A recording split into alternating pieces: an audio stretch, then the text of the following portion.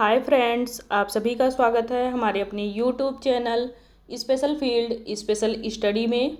आज इस वीडियो में हम बात कर रहे होंगे डीएड स्पेशल एजुकेशन के अंतर्गत HI, VI, IDD यहाँ तक कि MD, ये तीनों ट्रेड में जो अध्ययन किया जाता है, यानी कि कॉमन पेपर, जो कॉमन सब्जेक्ट है हमारा चाइल्ड डेवलपमेंट एंड लर्निंग की, ये पेपर नंबर 4 है आपका, जिसमें अभी तक हम लोगों ने जो अध्ययन किया है उसमें ऑब्जेक्टिव टाइप सभी क्वेश्चंस अध्ययन किए हैं।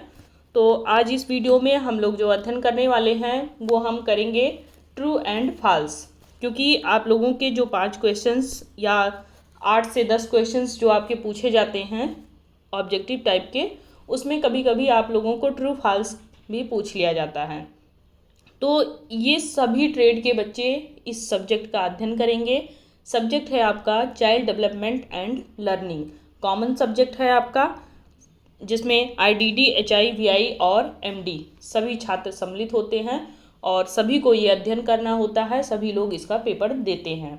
तो ऑब्जेक्टिव टाइप आप लोगों को जितने भी क्वेश्चंस थे वो सभी आप लोगों को करा दिए गए हैं। चैनल है स्पेशल फील्ड स्पेशल स्टडी, जिस पे जा कर के आप लोग पूरी वीडियो देख सकते हैं। 20-20 क्वेश्चन की सीरीज चल रही है और ये सीरीज आपकी 4 से 5 आपको सीरीज मिल जाएगी, जिसमें आप लोगों को 80 से 100 क्वेश्चन तक कराए गए हैं। तो इसमें हम ट्रू फॉल्स देखते हैं क्या है। पहला क्वेश्चन है हमारा कि वृद्धि मात्रात्मक परिवर्तनों को संदर्भित करती है, जबकि विकास में गुणात्मक परिवर्तन शामिल होते हैं। तो ये आपका सही है। वृद्धि और जो विकास है इसमें आपके मात्रात्मक और गुणात्मक परिवर्तन होता है। जब आप वृद्धि देखेंगे तो वहाँ आपको मात्रात्मक परिवर्तन देखने को मिलेगा, लेकिन जब आप विकास की बात करेंगे तो वो गुणात्मक परिवर्तन देखने को मिलेगा। वृद्धि क्या होता है, स्टेप बाय स्टेप बढ़ता रहता है। विकास का पता नहीं होता है कि आज आप कितना अर्न कर रहे हैं, कल आप कितना करेंगे। तो विकास का यहाँ पे कुछ भी निश्चित नहीं होता है। आज अगर आप मान लीजिए बिजनेस कर रहे हैं तो उसमें अगर आपको आज 1 रुपये की प्रॉफिट हो रही है तो कल को आपको 10 रुपये की भी प्रॉफिट हो सकती है। तो यानी कि 1 का 10 गुना। तो इसी से समझ जाइए जो विकास होगा वो गुणात्मक परिवर्तन होगा, जब गुना आएगा तो वो गुणात्मक परिवर्तन। नेक्स्ट आपका क्वेश्चन नंबर 2 है कि आनुवंशिकी विकास को प्रभावित करने वाला एकमात्र कारक है।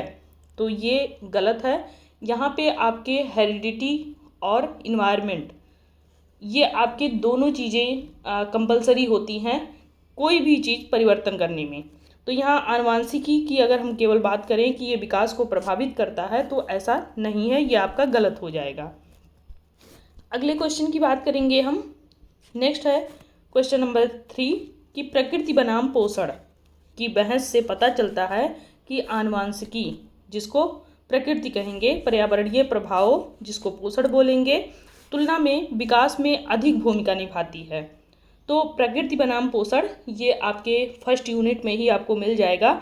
ये जितने भी क्वेश्चंस यहाँ ट्रू फॉल्स से कराए जा रहे हैं या आप लोगों को जो ऑब्जेक्टिव टाइप क्वेश्चंस कराए गए हैं वो सभी यूनिट से लिए गए हैं। लगभग आपके 5 यूनिट उसमें कवर हो रहे हैं। तो आपको कहीं और जाने की ज़रूरत नहीं है, आप यहीं से अच्छी तैयारी करके अपना पेपर दे सकते हैं। तो प्रकृति बनाम पोषण जो ये बहस करता है ये प्रकृति पे करता है और आनुवंशिकी पर ही केवल डिपेंड करता है, ये इसका कहना है। और पर्यावरणीय जो प्रभाव है ये केवल पोषण को मान्यता देता है। तो ऐसा नहीं है, दोनों को मान्यता देती है। यानी कि प्रकृति जो जुड़ता है वो भी आनुवंशिकी, हेरिडिटी दोनों यहाँ पे आपके कंपलसरी होते हैं, और जो पोषण है वो भी, उसमें भी आपके आनुवंशिकी और जो आपकी इन्वायरमेंट होता है दोनों चीज़ें शामिल होती हैं। तो ये आपका इस नज़रिए से गलत हो जाएगा। अगला है आपका क्वेश्चन नंबर 4 कि विकास के क्षेत्र में शारीरिक, सामाजिक, भावनात्मक, संज्ञानात्मक, नैतिक और भाषा संबंधी पहलू शामिल है। तो ये आप जानते ही हैं, विकास के क्षेत्र में ये सारी चीज़ें आपके शामिल हैं, जिसमें एक बच्चे का पूरा ऑल ओवर उसका सब कुछ देखा जाता है कि उसका शारीरिक विकास कैसे हो रहा है, सामाजिक विकास कैसे है, भावनात्मक विकास कैसे है, संज्ञानात्मक कैसे डेवलप हो रहा है, वो उसमें नैतिकता किस प्रकार से आ रही है, उसका भाषा डेवलप कितना है, सब कुछ देखा जाता है। तो ये आपका सही हो जाएगा। नेक्स्ट है आपका क्वेश्चन नंबर 5 कि विकास के मील के पत्थर मानक बेंचमार्क है जो सभी व्यक्ति एक ही समय में प्राप्त करते हैं। तो ये आपका गलत हो जाएगा। बेंचमार्क एक ही नहीं है, सबका अलग अलग होता है कि एक ही समय में जो व्यक्ति होंगे वो सब एक जैसा ही प्राप्त करेंगे, तो ये ऐसा कुछ नहीं है, तो ये गलत हो जाएगा। नेक्स्ट है क्वेश्चन नंबर 6 कि यदि कोई बच्चा विकासात्मक विचलन प्रदर्शित करता है तो यह हमेशा एक गंभीर समस्या का संकेत है। तो ये आपका गलत हो जाएगा। ये मतलब ऐसा भी नहीं है कि वो विकासात्मक कोई भी उसमें त्रुटि देखने को मिल रहा है या कोई भी उसमें दिक्कत परेशानी देखने को मिल रही है तो वो एक गंभीर समस्या हो जाएगी, तत्काल ही कुछ ऐसा नहीं होने वाला है। तो ये गलत हो जाएगा क्वेश्चन। नेक्स्ट है आपका क्वेश्चन नंबर 7 कि प्रतिभा केवल असाधारण बौद्धिक क्षमताओं को संदर्भित करती है और अन्य क्षेत्रों में प्रतिभाओं को शामिल करती है। तो ये आपका सही हो जाएगा, क्योंकि जो बौद्धिक क्षमताएं होती हैं ये आपके सभी क्षेत्र में कार्य करती हैं। अगला है क्वेश्चन नंबर 8 कि शारीरिक विकास में केवल शरीर के आकार और आकृति में परिवर्तन शामिल है। तो ये आपका असत्य हो जाएगा। नेक्स्ट क्वेश्चन नंबर 9 है कि भावनात्मक विकास में अपनी भावनाओं को समझना और प्रतिबंधित करना शामिल है, लेकिन दूसरों की भावनाओं को पहचानना और उनके साथ सहानुभूति रखना ये शामिल नहीं है। तो ये आपका गलत हो जाएगा, क्योंकि ऐसा नहीं है कि आप दूसरों के साथ में भावनात्मक कोई लगाव नहीं रखेंगे, उनके साथ में भी आपको सिंपैथी रखनी पड़ेगी। नेक्स्ट आपका क्वेश्चन नंबर 10 है कि संज्ञानात्मक विकास मुख्य रूप से स्मृति और ध्यान कौशल पर केंद्रित है। तो ऐसा नहीं है कि केवल ये स्मृति पे और केवल ये कौशल पे ही निर्धारित हो जाएगा, तो ये गलत हो जाएगा। संज्ञानात्मक विकास का संबंध लगभग सभी चीज़ों से संबंधित होता है। नेक्स्ट क्वेश्चन नंबर 11 है कि सामाजिक विकास केवल साथियों के साथ बातचीत को संदर्भित करता है, ना कि परिवार के सदस्यों व अन्य सामाजिक समूहों के साथ में। यहाँ मैंने इसको इसलिए गोला बनाया क्योंकि जब भी निगेटिव कोई चीज़ आप देखेंगे तो उसको आप गोला बना लेंगे ताकि आपको क्वेश्चन हल करने में कहीं कोई समस्या ना आए। तो यहाँ पे केवल साथियों के साथ, तो ऐसा नहीं है केवल साथियों के साथ ही बातचीत करेंगे या केवल समाज के साथ करेंगे, परिवार के साथ बिल्कुल भी नहीं करेंगे। आप परिवार, समूह, सामाजिक और साथी, यहाँ आपके सभी भूमिका में रहेंगे, सबके साथ में आपका बातचीत रहेगा। तो इस दृष्टि से ये क्वेश्चन आपका गलत हो जाएगा।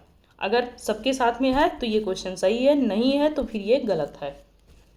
नेक्स्ट क्वेश्चन नंबर आपका 12 है कि नैतिक विकास की पूरी तरह से सामाजिक मानदंडों और सांस्कृतिक मूल्यों द्वारा निर्धारित नहीं होता है। तो ये आपका सही हो जाएगा, ऐसा नहीं होता है।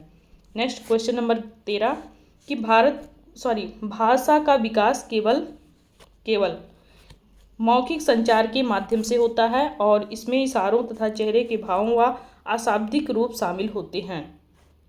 तो सही है ये, क्योंकि भाषा का जब विकास देखा जाता है तो केवल वो मौखिक संचार के माध्यम से और चेहरे के पूरे हाव भाव के माध्यम से ही सामने वाले को बताया जाता है। जो बच्चे सुन नहीं पाते हैं या बोल नहीं पाते हैं उन बच्चों को आप कैसे बताते हैं? साइन लैंग्वेज के माध्यम से। लेकिन साइन लैंग्वेज में आपके हाथ तो चलते ही रहते हैं, आपके चेहरे का पूरा एक्सप्रेशन बहुत अच्छा पड़ना चाहिए कि वो बच्चा समझ जाए, वो हाव भाव वो उसके समझ में अच्छे से आए। तो ये आपका यहाँ पे सही हो जाएगा। अगला है क्वेश्चन नंबर 14 आपका कि विकासात्मक देरी हमेशा अस्थायी दिव्यांगता का संकेत देती है। तो ये गलत हो जाएगा आपका। ऐसा नहीं है कि विकास में देरी हो रहा है तो वो फिर वो कोई अस्थायी दिव्यांगता उसके अंदर आ जाएगी कि वो कभी खत्म नहीं होगी। नेक्स्ट क्वेश्चन नंबर 12 है आपका कि विकासात्मक मील के पत्थर सार्वभौमिक हैं और सांस्कृतिक या पर्यावरणीय मतभेदों की परवाह किए बिना सभी व्यक्तियों के लिए एक ही समय में होते हैं। तो ये आपका गलत हो जाएगा। नेक्स्ट आपका क्वेश्चन नंबर 16 है कि अधिकांश अंग विकास भ्रूण अवस्था के दौरान होता है। तो ये सही बात है, अधिकांश जो अंग होते हैं वो भ्रूण में ही डेवलप हो जाते हैं। नेक्स्ट क्वेश्चन नंबर 17 है कि भ्रूण की हलचल आमतौर पर गर्भावस्था के तीसरे महीने के आसपास माँ द्वारा महसूस की जाती है। तो ये ऐसा नहीं है कि तीसरे महीने में ही महसूस किया जाता है, वो लगभग 6 महीने लगता है। 6 महीने में 6 महीने 7 महीने का जब बच्चा होता है तो कुछ हलचल करता है, तो ये आपका गलत हो जाएगा। नेक्स्ट आपका क्वेश्चन नंबर 18 है कि शिशु जन्म के तुरंत बाद अपनी माँ की आवाज़ पहचान सकते हैं। तो ये सही है, वो अपनी माँ की आवाज़ पहचान लेता है। अगला है क्वेश्चन नंबर 19 कि 6 महीने तक अधिकांश शिशु बिना सहारे के बैठ सकते हैं। तो ये भी सही है, 6 महीने का जो बालक होता है वो अक्सर बिना सहारे के भी बैठ जाता है। नेक्स्ट क्वेश्चन नंबर आपका 20 है कि बच्चे आमतौर पर 18 से 24 महीने के बीच चलन की जो क्षमता होती है वो उनके अंदर विकसित होने लगती है। तो 18 से 24 माह में बच्चे चलना फिरना स्टार्ट कर देते हैं और वो कुछ समय में ही फिर दौड़ने भी लगते हैं, तो ये सही हो जाएगा। अगला है क्वेश्चन नंबर 21 कि 2 साल की उम्र तक ज़्यादातर बच्चे कुछ शब्दों के साथ सरल वाक्यों का इस्तेमाल कर सकते हैं। तो ये भी आपका सही हो जाएगा, 2 साल के बच्चे काफ़ी कुछ बोलने भी लगते हैं। नेक्स्ट क्वेश्चन नंबर आपका 22 कि प्रारंभिक बचपन के दौरान बच्चे आमतौर पर बुनियादी पढ़ने के कौशल विकसित करना शुरू कर देते हैं। तो ये भी आपका सही है। प्रारंभिक बचपन जो प्रारंभिक बाल्यावस्था कहलाता है या फिर शैशवावस्था का अंतिम चरण, उसमें बच्चे पढ़ने के कौशल उनमें देखने को मिलता है और प्रथम विद्यालयी अवस्था भी आपके प्रारंभिक जो बचपन होता है वही होता है। तो ये उसकी दृष्टि से क्वेश्चन सही है। अगला है क्वेश्चन नंबर 23 कि अधिकांश बच्चों के 5 वर्ष की आयु तक प्राथमिक दांतों का पूरा सेट आ जाता है। तो ये गलत है, ऐसा नहीं है कि 5 वर्षों की आयु में जो बच्चे हैं उनके पूरे दांत निकल जाते हैं। अगला है क्वेश्चन नंबर 24 कि उत्तर बाल्यावस्था में बच्चे अक्सर अमूर्त चिंतन क्षमता विकसित करना शुरू कर देते हैं। तो ये आपका सही हो जाएगा। नेक्स्ट क्वेश्चन नंबर 25 कि प्रारंभिक बाल्यावस्था की तुलना में उत्तर बाल्यावस्था में साथियों के साथ संबंध कम महत्वपूर्ण हो जाते हैं। तो ये गलत है, ऐसा नहीं है कि प्रारंभिक बाल्यावस्था में जो बच्चे हैं उनका साथियों के साथ में संबंध नहीं बनता, उनका और ज़्यादा बच्चों के साथ में संबंध बनना स्टार्ट हो जाता है। अगला है क्वेश्चन नंबर 26। क्वेश्चन है कि पहली तिमाही के दौरान प्रमुख जन्म दोषों का जोखिम सबसे अधिक होता है। तो ये आपका सही हो जाएगा क्वेश्चन यहाँ पे। नेक्स्ट आपका क्वेश्चन नंबर आप हो जाएगा 27 कि शिशु आमतौर पर लगभग 9 महीने की उम्र में रेंगना शुरू कर देते हैं। तो ये भी आपका सही हो जाएगा। 9 माह की अवस्था में बच्चे धीरे धीरे घुटनों के बल में चलना स्टार्ट करते हैं। नेक्स्ट क्वेश्चन नंबर 28 कि शैशवावस्था के अंत तक बच्चों के पास आमतौर पर लगभग 50 शब्दों की शब्दावली होती है। तो ये गलत हो जाएगा, शैशवावस्था में बच्चे 50 शब्दों तक नहीं पहुंच पाते हैं। नेक्स्ट क्वेश्चन नंबर 29 प्रारंभिक बचपन के दौरान ड्राइंग और लेखन जैसे सूक्ष्म मोटर कौशल में काफ़ी सुधार होता है। तो ये भी गलत है। सूक्ष्म मोटर कौशल यानी कि फाइन मोटर स्किल में उंगलियों का इस्तेमाल किया जाता है। तो बच्चे इतने ज़्यादा वहाँ पे ट्रेंड नहीं होते हैं कि वे अपनी उंगलियों का प्रयोग करते हुए सुई में धागा डाल लें, जूते का फीता स्वयं से बांध लें। तो ये सारी चीज़ें नहीं कर पाते हैं, ऐसे छोटे छोटे कार्य वो बिल्कुल नहीं कर पाते हैं। नेक्स्ट क्वेश्चन नंबर 30 है कि उत्तर बाल्यावस्था के दौरान संज्ञानात्मक विकास में तार्किक सोच और समस्या समाधान कौशल में सुधार शामिल है। तो ये आपका सही हो जाएगा। उत्तर बाल्यावस्था में ये सारी चीज़ें डेवलप हो जाती हैं लगभग। नेक्स्ट क्वेश्चन नंबर 31 कि शैक्षिक मनोविज्ञान शिक्षकों को यह समझने में मदद करता है कि छात्र कैसे सीखते हैं और विकसित होते हैं। तो ये आपका सही हो जाएगा। नेक्स्ट क्वेश्चन नंबर 32 कि थार्नडाइक के प्रभाव का नियम कहता है कि अप्रिय परिणामों के बाद होने वाले व्यवहारों के दोहराए जाने की संभावना है। तो ये आपका गलत हो जाएगा। नेक्स्ट क्वेश्चन नंबर 33 कि पावलोव का ऑपरेटिव कंडीशनिंग पर उनके काम के लिए जाना जाता है। तो ये गलत हो जाएगा। नेक्स्ट वैसे आप लोग पावलोव ने कौन सा सिद्धांत दिया है इसको कमेंट बॉक्स में ज़रूर लिखिएगा। अगर आप पूरा वीडियो वॉच कर रहे हैं तो उस दौरान आपको हमारा ये भी क्वेश्चन सुनने को मिलेगा कि पावलोव ने कौन से सिद्धांत दिए, उसका नाम क्या है, उसको कमेंट बॉक्स में ज़रूर डालिएगा। नेक्स्ट क्वेश्चन नंबर, स्किनर के सीखने में सुदृढ़ीकरण की अवधारणा पेश की है। तो ये सही है। बार बार जब आप कोई कार्य को करेंगे, अभ्यास करेंगे तो फिर उससे सुधार ही आएगा, ऐसा कुछ इनका जो सिद्धांत है। नेक्स्ट क्वेश्चन नंबर 35 कि बंडूरा का सामाजिक शिक्षण सिद्धांत अवलोकनात्मक सीखने के महत्व पर जोर देता है। तो ये भी सही है। बंडूरा ने ये कहा है कि बच्चे समाज में जो कुछ हो रहा होता है उसको देख करके बहुत कुछ सीखते हैं। तो यहाँ पे एक तरीके से नकल करते हैं या अवलोकन के माध्यम से वो सीखते हैं। नेक्स्ट क्वेश्चन नंबर 36 है कि पियाजे के प्रस्तावित किया गया बच्चे अपने पर्यावरण के साथ सक्रिय बातचीत के माध्यम से सीखते हैं। तो ये भी सही हो जाएगा। नेक्स्ट क्वेश्चन नंबर 37 है कि वाइगोस्की ने संज्ञानात्मक विकास में सामाजिक और सांस्कृतिक संदर्भ की भूमिका पर जोर दिया है। तो ये भी सही है, क्योंकि वाइगोस्की का जो सिद्धांत है वो आप जानते ही हैं, सामाजिक और संज्ञानात्मक विकास का सिद्धांत यही है। संज्ञानात्मक विकास भी है उसमें, सामाजिक और सांस्कृतिक विकास का सिद्धांत ये इनका सिद्धांत है। तो जहाँ कहीं भी सांस्कृतिक जुड़ जाए वहाँ वाइगोस्की जरूर रहेंगे। नेक्स्ट क्वेश्चन नंबर 38 कि दृश्य सीखने वाले श्रवण माध्यमों से सीखना पसंद करते हैं। तो ये गलत हो जाएगा।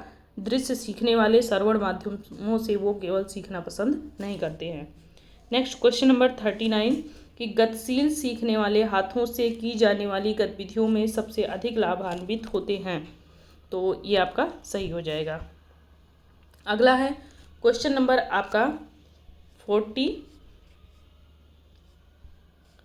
कि सामाजिक सांस्कृतिक कारक जैसे सामाजिक आर्थिक स्थिति और भाषा सीखने को प्रभावित नहीं करते हैं। तो ऐसा नहीं है, ये भाषा सीखने पर जोर देते हैं। तो यहाँ नहीं निगेटिव आ गया है, तो ये वैसे भी गलत रहेगा। निगेटिव के साथ में ज़्यादातर निगेटिव ही जाता है। नेक्स्ट क्वेश्चन नंबर 41 कि शैक्षिक मनोविज्ञान विशेष आवश्यकता वाले बच्चों का समर्थन करने के लिए रणनीतियाँ प्रदान करता है। तो ये आपका सही है कि बच्चों को कैसे किस प्रकार से सिखाया जाए, ये सारी योजनाएं उसमें होती हैं।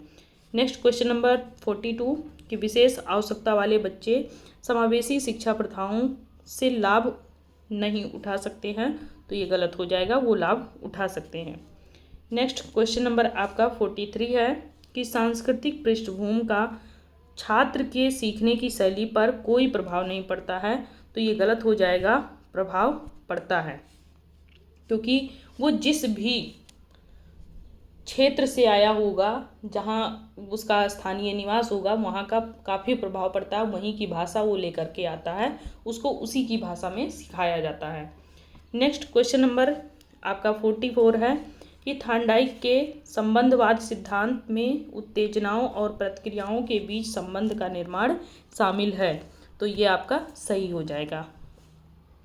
नेक्स्ट क्वेश्चन नंबर 45 है कि बंडूरा की आत्म प्रभावकारिता की अवधारणा छात्र प्रेरणा के लिए महत्वपूर्ण है। तो ये सही है, क्योंकि बंडूरा ने जो कुछ भी दिखा कर बच्चों को सिखाया, वो कुछ जो बच्चों ने देखा उसका काफ़ी प्रभाव उन पर देखने को मिला। नेक्स्ट क्वेश्चन नंबर आपका 46 है, सभी जितने भी सिद्धांत कराए गए हैं वो सभी सिद्धांत आप लोग एक बार ज़रूर पढ़ लीजिएगा, क्योंकि सिद्धांत किसी न किसी का वहाँ पे डिफाइन करने के लिए आएगा। चाहे बंडूरा का हो, चाहे थार्नडाइक का हो, पावलोव का हो, स्किनर का हो, और चाहे अब्राहम मैस्लो का हो। ऐसे आप जानते ही हैं कि कम से कम 10 से 12 जो मनोवैज्ञानिक हैं उनके जो द्वारा सिद्धांत दिए गए हैं, उन सभी को बहुत अच्छे से आप लोग पढ़ लीजिएगा।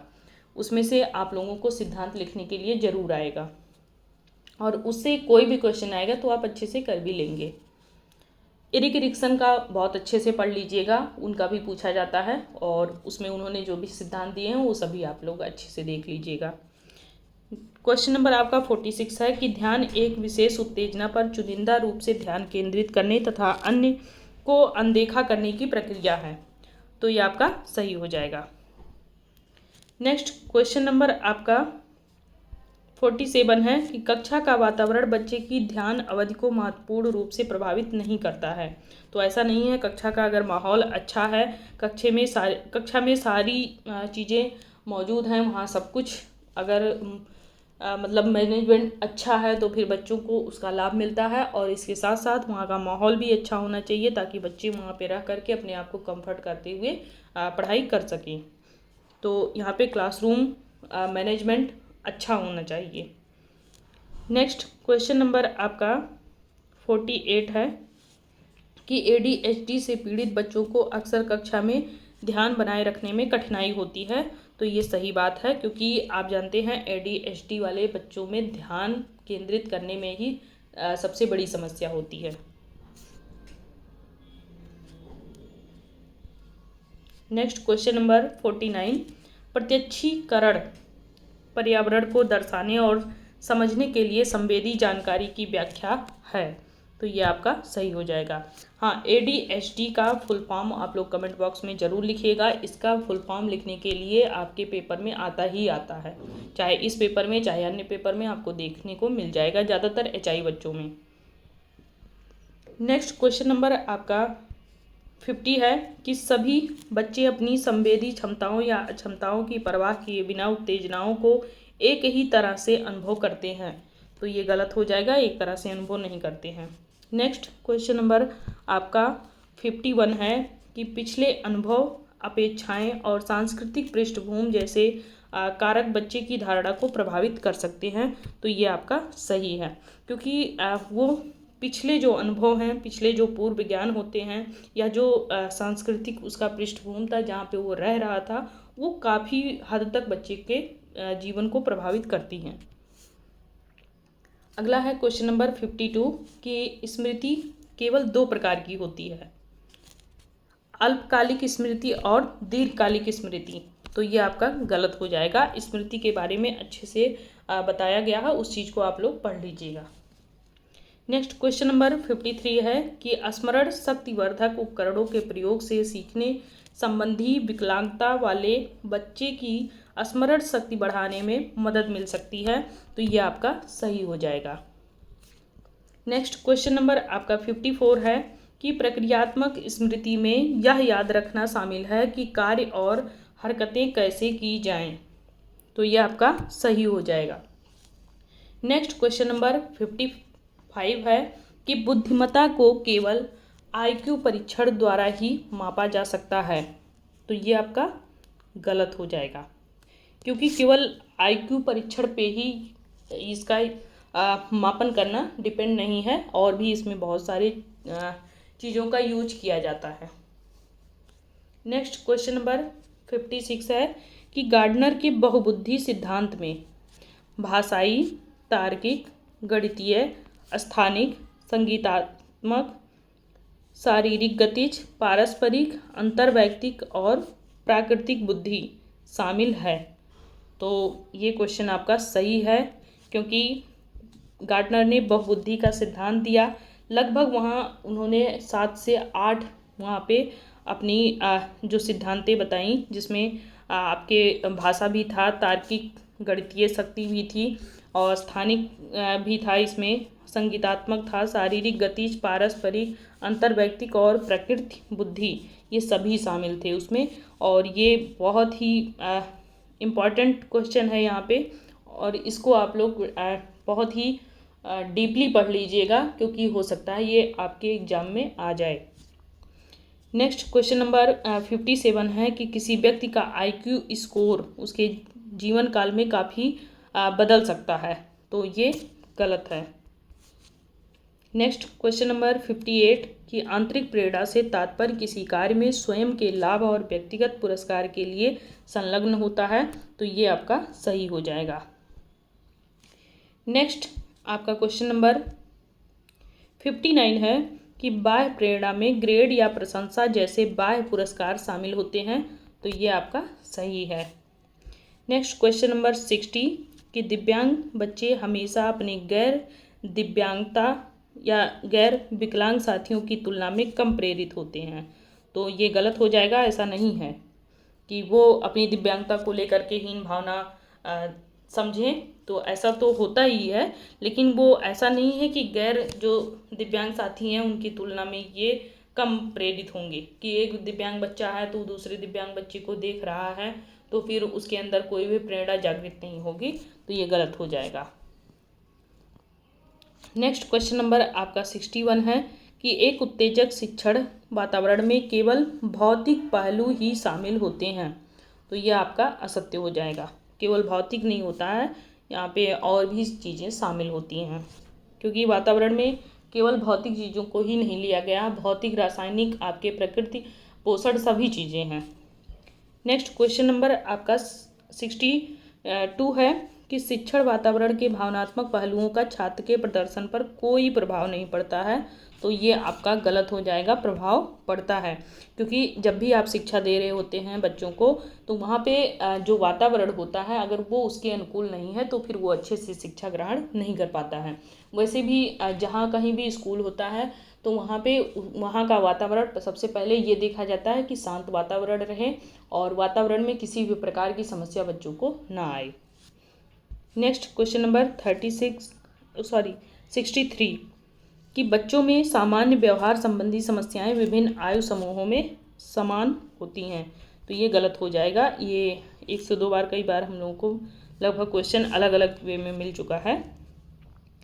नेक्स्ट क्वेश्चन नंबर 64 कि व्यवहार के कार्यात्मक विश्लेषण में छात्रों के कार्यों के पीछे के उद्देश्य को समझना शामिल है, तो ये सही है कि व्यवहार में आप देख सकते हैं कि बच्चा कौन सा कार्य करना चाह रहा है और कार्य के प्रति उसकी रुचि कितनी है और उस कार्य को कितना वो समझ पा रहा है करने में। नेक्स्ट क्वेश्चन नंबर 65 कि संज्ञानात्मक व्यवहार प्रबंधन तकनीकें मुख्य रूप से विचार पैटर्न को बदलने पर ध्यान केंद्रित करती है, तो ये आपका सही हो जाएगा। अगला है आपका क्वेश्चन नंबर 66 कि व्यवहार प्रबंधन तकनीकें व्यवहार को प्रभावित करने में संज्ञान की भूमिका की उपेक्षा करती हैं, तो ये गलत हो जाएगा। संज्ञान की उपेक्षा कहीं भी नहीं होती है, लगभग हर एक क्षेत्र में आपके संज्ञान की जरूरत पड़ती है। अगला क्वेश्चन 67 कि विशेष आवश्यकता वाले बच्चों के व्यवहार में परिवर्तन लाने के लिए उसी दृष्टिकोण की आवश्यकता होती है जो न्यूरोटिपिकल बच्चों के लिए अपनाया जाता है, तो ये गलत हो जाएगा कि आप किसी भी विशेष आवश्यकता वाले बच्चे के व्यवहार में अगर आप चेंजेस करना चाह रहे हैं तो फिर आप जो न्यूरोटिपिकल बच्चे हैं उनके ऊपर जो अपनाए गए सभी योजनाएं होती हैं या कह लीजिए टेक्निक्स होती हैं उस चीज़ को आप उस बच्चे पे थोपिए, ऐसा नहीं करना है। अगला है क्वेश्चन नंबर 68 कि समावेशी कक्षाओं में विशेष आवश्यकता वाले बच्चों के लिए संशोधन पर विचार करने की आवश्यकता नहीं होती है, तो ये भी गलत हो जाएगा। संशोधन करने में आप हमेशा वहाँ पे सोच विचार कर सकते हैं। नेक्स्ट क्वेश्चन नंबर 69 कि एक उत्तेजक शिक्षण वातावरण भावनात्मक कल्याण पर सकारात्मक प्रभाव डाल सकता है लेकिन शैक्षणिक प्रदर्शन पर नहीं, तो ये भी गलत हो जाएगा।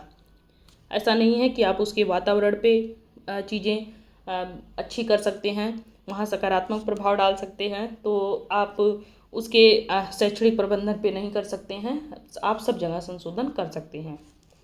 नेक्स्ट क्वेश्चन नंबर 70 है कि बच्चों में सामान्य व्यवहार संबंधी समस्याएं अक्सर पूरी तरह से व्यक्तिगत पसंद से उत्पन्न होती हैं, तो ये गलत हो जाएगा। अगला है क्वेश्चन नंबर 71 कि व्यवहार के कार्यात्मक विश्लेषण में विशिष्ट व्यवहारों के लिए ट्रिगर्स की पहचान करना शामिल है, तो ये आपका सही हो जाएगा। अगला क्वेश्चन नंबर 72 कि संज्ञानात्मक व्यवहार प्रबंधन टेक्निक व्यवहार परिवर्तन के लिए पूरी तरह बाह्य पुरस्कारों पर निर्भर करती है, तो ऐसा नहीं है कि केवल बाह्य पुरस्कार पे ही निर्भर करेगी।